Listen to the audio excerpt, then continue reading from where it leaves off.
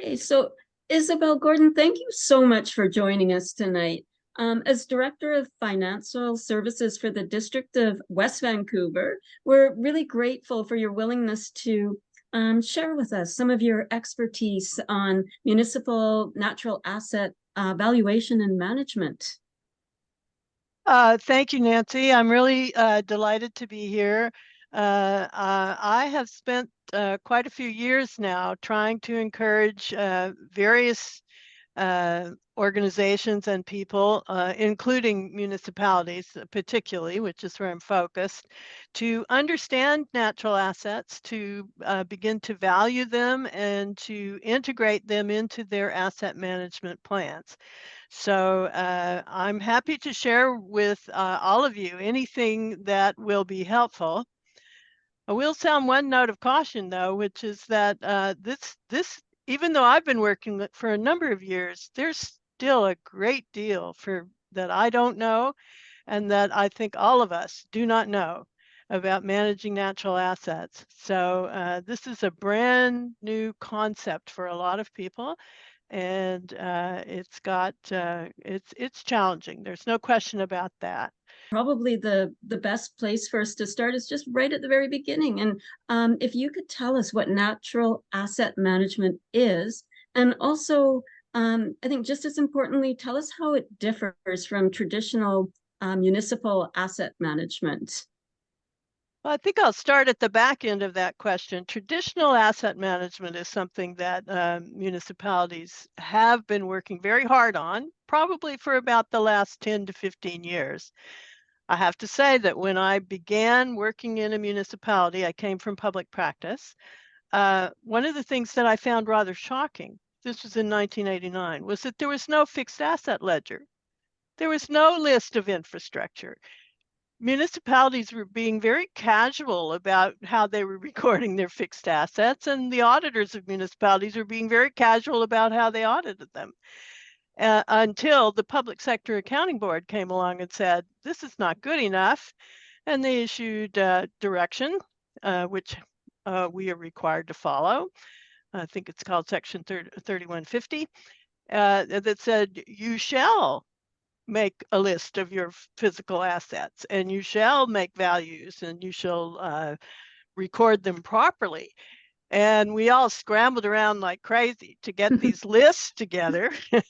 And, we sort of twisted our heads up to try and think how we were going to do roads and so on, and how we were going to value them. But we got something down. And once we had that list, that's when asset management really took off. We started going, oh yeah, well, I guess we are responsible for all this stuff, all these facilities, all these roads and pipes and sidewalks and bridges, and and all these various buildings which we own, and sports fields and swimming pools. And yeah, maybe we should be thinking about what kind of state and condition they're in, what is required to maintain them, what kind of maintenance schedules we have, et cetera, et cetera, et cetera. What kind of deferred maintenance do we have? And that's when the FCM got involved all across Canada and came up with huge numbers for the fact that we hadn't been really doing a very conscientious job on maintaining our fixed assets. And we all have been wrestling with that, and we're still wrestling with it because everything that we have to maintain is very complicated.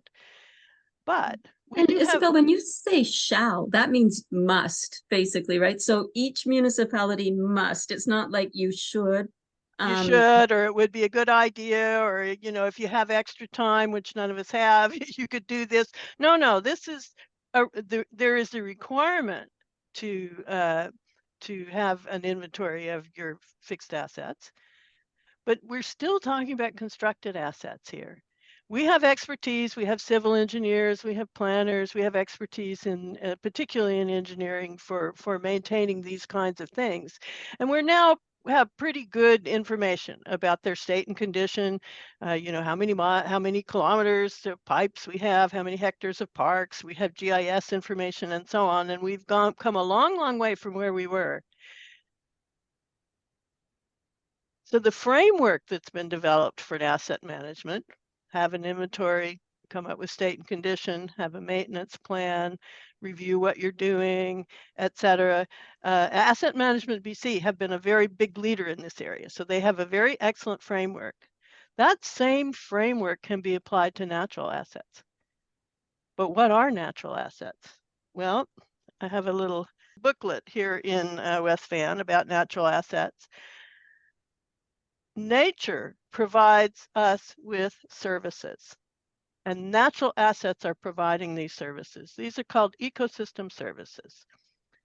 But these services are provided for free.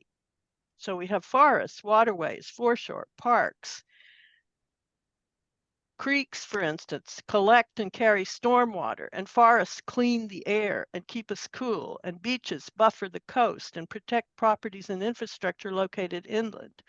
Beautiful parks give our community its special character and provide aesthetic as well as physical and mental support to the community. So nature is providing all of these services and more, seemingly for free. But this leads people to take them for granted. And when decisions are being made, the fact that these natural services are not being supported or they could be disrupted is not taken into account, because we have a kind of transactional way of thinking. And if we're not buying or selling something, if it's for free, then we assume it's abundant and we can do whatever we want.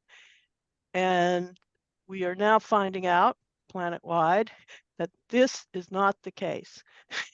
You know, if we disrupt these ecosystems, there will be consequences to that. And we have to pay more attention to the ecosystem services that are being provided to us. We have to, and then if we go back to our asset management framework, we should be making an inventory of the natural assets that we have. We should be looking at their state and condition. We should be considering what's necessary to maintain them. And that's where we get into some really interesting characteristics of natural assets. Natural assets, as I've said a minute ago, are not the same as constructed assets. Constructed assets, we have pretty good idea, or you know, these are things we've created ourselves. We know what they're made of. We know how they got there. We know how they were made. And therefore, we have a pretty good idea of what we need to do to maintain them. You know, all the pipes, roads, so forth. Ecosystems are not like that. We did not create them. They were created by nature, and they are far more complicated than pipes, and even, you know, even the most complex facility, for instance, is nothing like as complicated as a forest ecosystem, for instance. And just talking about urban forests for a minute, the urban forest management plans I've seen, and even the one here in West Van, we'd have a lot of talk about number of trees. How many trees do we have? Types of trees, different types of trees. You know, some are considered to be more valuable than others.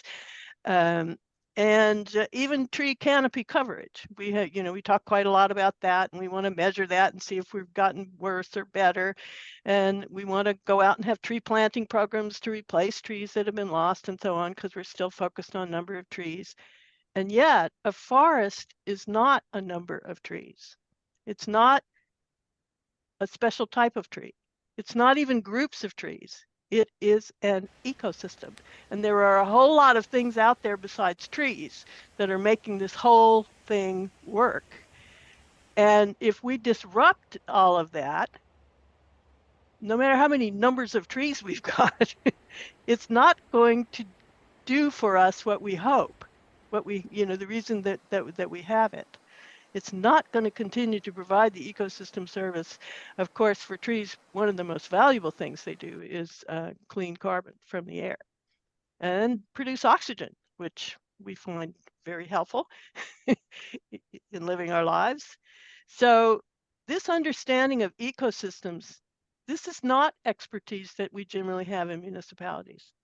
We have planners, we have civil engineers, we have, you know, hydrologists, we have traffic management people, we have all sorts of experts working in municipalities, but we really don't have people that understand ecosystem services. I think fortunately the universities are a bit ahead of us here. they're graduating people that do understand ecosystem services. And we need to attract these people to come and work in municipalities if we're going to hope to maintain our natural asset systems.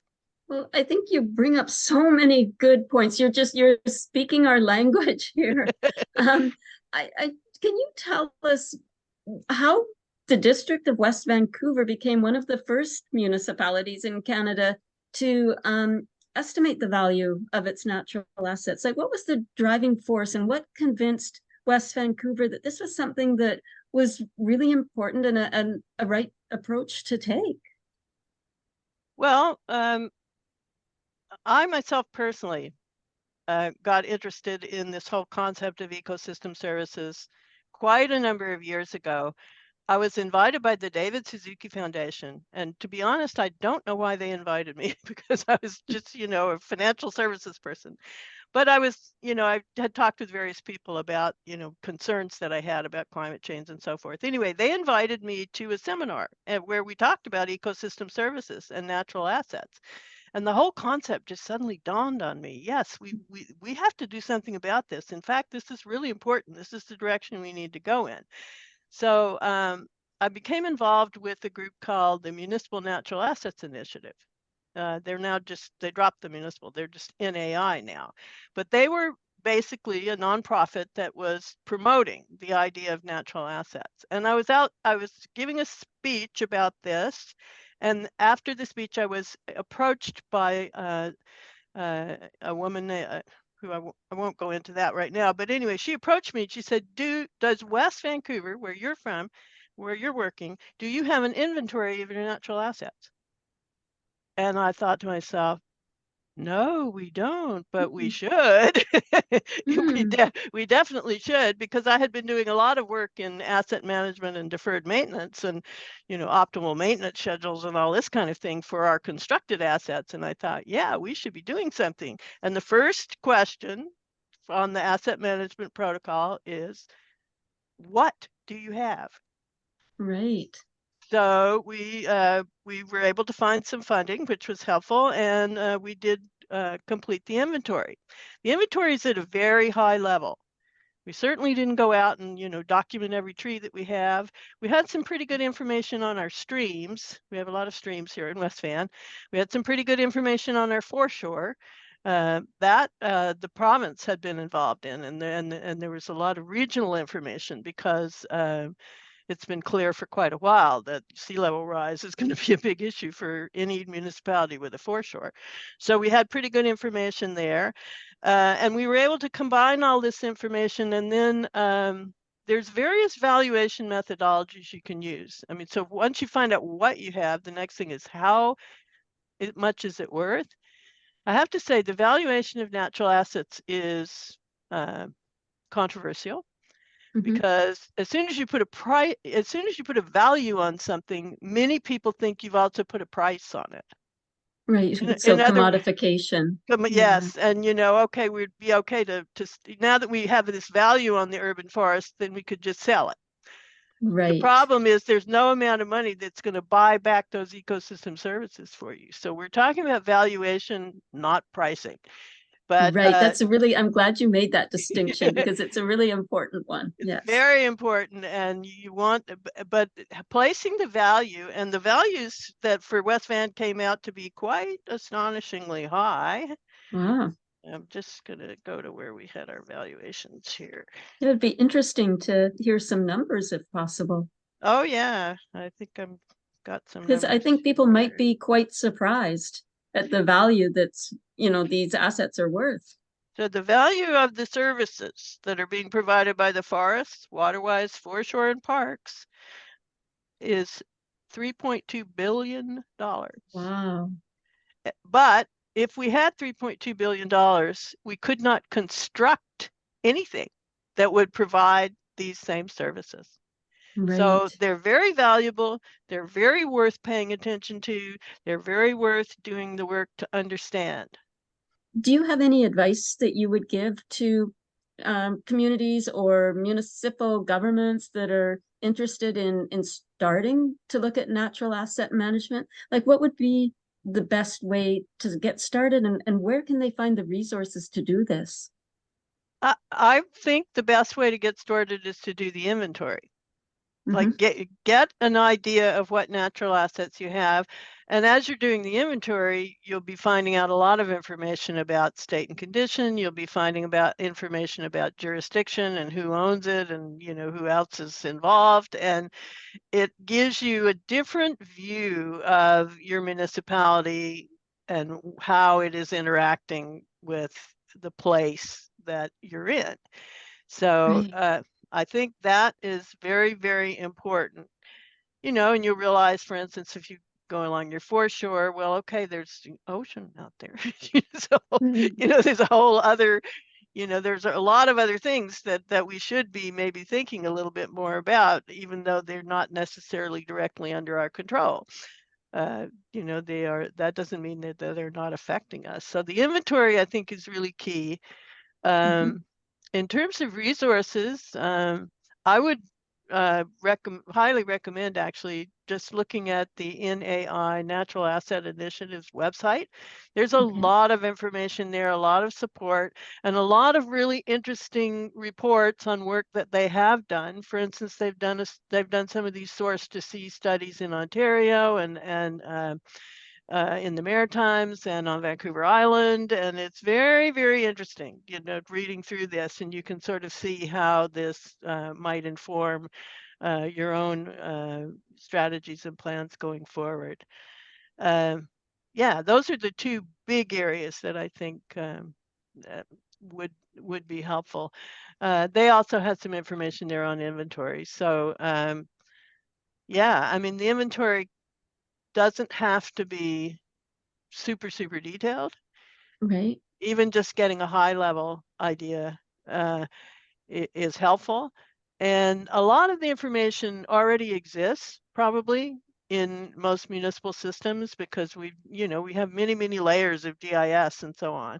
Right. You'd have to be dealing with putting pipes through and all that stuff in the past. Yeah. So there would be a lot of knowledge there. Yes. There would be but it's not necessarily sort of aggregated in this way. So it can be a really worthwhile. In fact, it is a really worthwhile exercise. And I always encourage everyone to do an inventory. Very recently, the regional districts parks decided they would do an inventory. And I'm going, yay. Yes, good news. And I was in Ottawa actually and talking about this, and someone came up to me afterwards from national parks and said, well, do you think we should do an inventory? And I'm like, yes. See what you've started. Yes. And I'm like, but I have to say, I was a little bit shocked. You mean the national government doesn't know what we have? It's just sort of there. Now it's burned up, but anyway. Yeah. So yeah, those would be the two steps. Once you sort of see what's possible, and NAI will show you that, and then once you have your inventory, then that's when you run into the challenge of, okay, so do we really do we understand what it is that we have, and maybe we need to understand it a bit better. But yeah, and also working regionally to help, right? So because you say things don't stop at borders, so it's important to have that regional cooperation and to be on the same page with natural assets management across municipalities. Which really would be wonderful, because natural assets cross boundaries. And you know, it's sort of this tragedy of the commons, which is if it's across all these boundaries, well, then no one's really responsible for it, are they? So okay, you know, yes, so double-edged sword. Yes. So thinking in terms of ecosystems, watersheds, you know, bigger areas is very important. Well, Isabel, I just want to say thank you so much for sharing your insights and all your experience. We often think, as you mentioned, of infrastructure assets as being those things that we've constructed as humans, but fail to maybe consider the natural assets which can be used instead of using costly and sometimes environmentally damaging infrastructure to do exactly the same job. So you've given us really a lot to think about tonight. And so I want to thank you again for joining us. Thank you. It's a pleasure to be here. Thank you. Awesome. Thanks.